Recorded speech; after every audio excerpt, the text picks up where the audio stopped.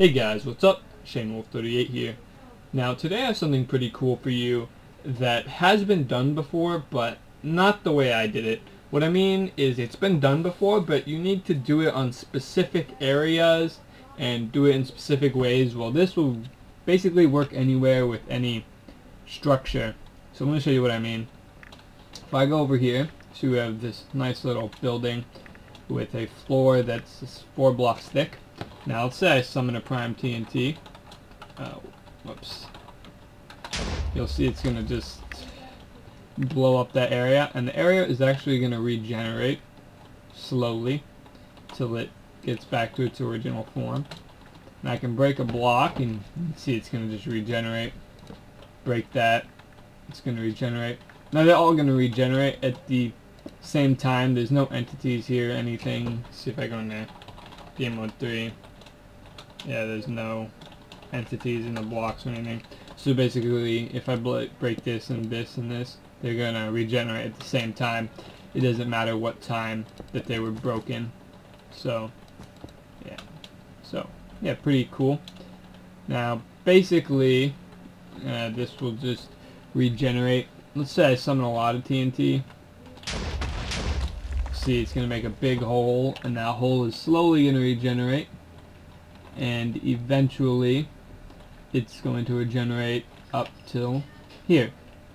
Now I was originally going to make it regenerate basically if there were any blocks near it, so yeah, I'm going to explain that a little bit later. Now this can actually be customized to have you add blocks to it. Now if you add blocks to it now, nothing's going to happen. You can make it so that if blocks are added, they'll actually stay there permanently, and then if you destroy them, they will rebuild. And you can also make it so you can add blocks, but if you remove them, nothing will happen. They will not regenerate. So yeah, it's all pretty cool.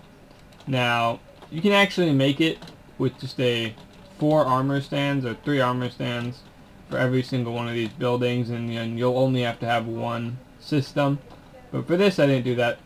You can see there's a few things that are going on here. So yeah, pretty cool. And this is the entire contraption. Now, this is probably one of the only times you'll ever see me use command blocks, comparators, repeaters, normal redstone, pistons, redstone, torch. Because I never really do that. I don't think I've ever done that before, except in an adventure map maybe.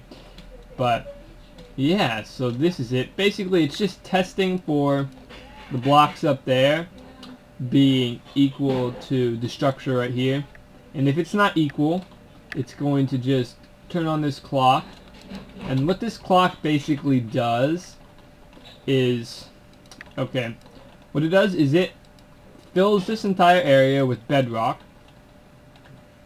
and then what it does is if I go into the commands, it'll be easy. Okay, no, never mind. Okay, so it clones, it then clones this structure right here with filtered air down to here. So we get the exact mold of this structure down here, just basically with air. So everything is the same. All the blocks are turned into bedrock though. So basically it's just a replace command, but I just simplified it. So yeah. Then what it does is, if we come over here, that happens. It's then going to, let's see, okay, cool.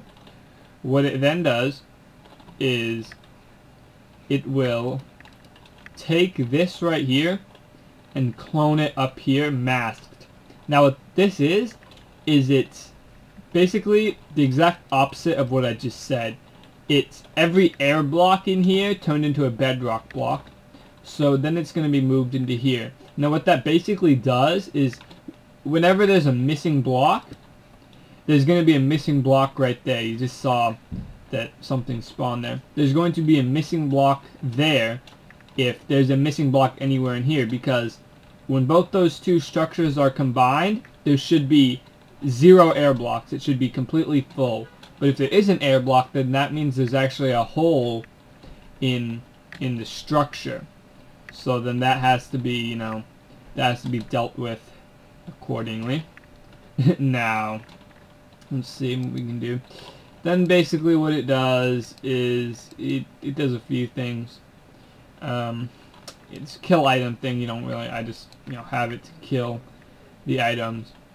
So it basically just turns the items into lily pads and tests if there's bedrock underneath them, because basically, let's say there's 3 missing blocks. What we're going to have is we're going to have 3 stone 1 blocks, but it will only do it if there's bedrock underneath it.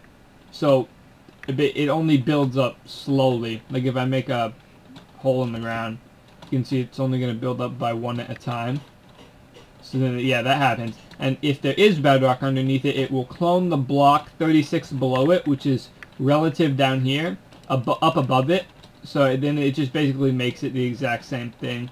The reason that there's no separation between this and that is because I made it originally with a separation here, but what I realized was that there actually needed to be a layer of bedrock under it, unless I wanted to add a few commands in order to have it. So let's say the bottom layer was destroyed, this layer down here, it wouldn't regenerate if I didn't have that. So yeah, that's basically just to make that part work. And I think the actual end result is pretty cool. I really like it. I probably won't add, you know, I will add a download link actually, but that might come tomorrow or something. So basically what I was thinking of doing it first is making it so the only blocks that would regenerate are, well, they would regenerate if a block was anywhere around them. So like if this whole area was destroyed, all of this would regenerate except for the middle blocks, because they have no surrounding blocks at the time. Had no surrounding blocks, I should say. But the problem with that is that that's a kind of small build, so most of the holes are about this big, so they would all regenerate at once, which I didn't like. Even if it was a hole like this, it would regenerate because you see there are blocks around it, and that was really annoying.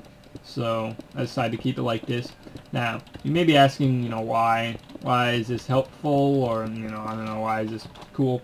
But basically, you know, let's say you wanted to have a map where people could not destroy stuff, but there were like abilities that would just destroy the terrain, and then you have that cool kind of slow rebuild, not just an instant clone or anything like that. I think that'd be pretty cool, and it, you know, it ends up looking pretty cool. So yeah, that's about it. It's not the biggest thing I've done or the coolest, but it is quite awesome. And yeah, that's about it. I hope you enjoyed the video. Hopefully I have one coming out soon. I have some things in mind. I haven't been uploading because I've had no ideas. I don't want to just throw a bunch of junk out of there. I kind of find that silly. You know, recreating apps, I could do it, but the problem is I don't want to only do that either, because, I mean, you know, I like the people who do that, but I just want to be original too. So yeah, that's about it. I hope you guys enjoy, and I'll see you in the next video. Peace.